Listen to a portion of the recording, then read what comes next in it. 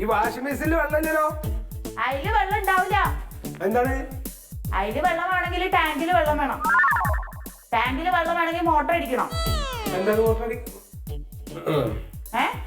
ഒന്നുമില്ല. ഞാൻ വേണം വെള്ളം കോരിക്കൊണ്ട് തരാം.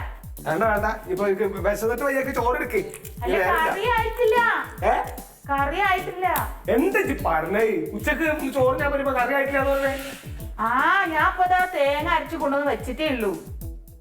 റബ്ബിന്നൊരു 100 കൂട്ടം പണിയാണ് ഇന്ന് പീടികയിലുള്ളത്. എന്ന് പറഞ്ഞാൽ എങ്ങനെയാണ്? സാധാരണ ഈ നേരത്തെ ആവാനുള്ളതല്ലേ? അതേന്ന് ഞാനിപ്പോ മല്ലികേന്റെ അവിടെ പോയിട്ട് കല്ലിൽ അരച്ച് തേങ്ങ ഇവിടെ കൊണ്ടുവന്ന് വെച്ചിട്ടേ ഉള്ളൂ. എന്തിനിപ്പോ അവിടെ പോയിട്ട് അരച്ചേ?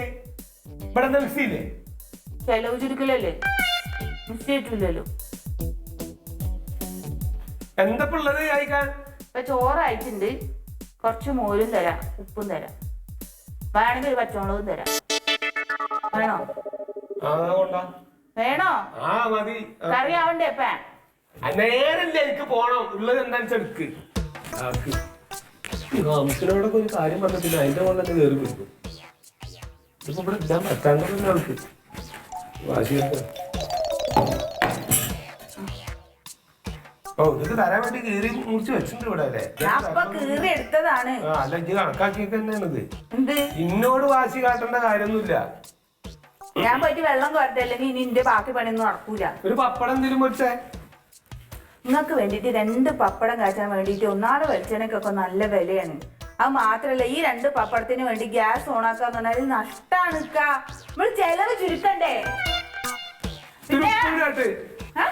ഉപ്പ് തരാം.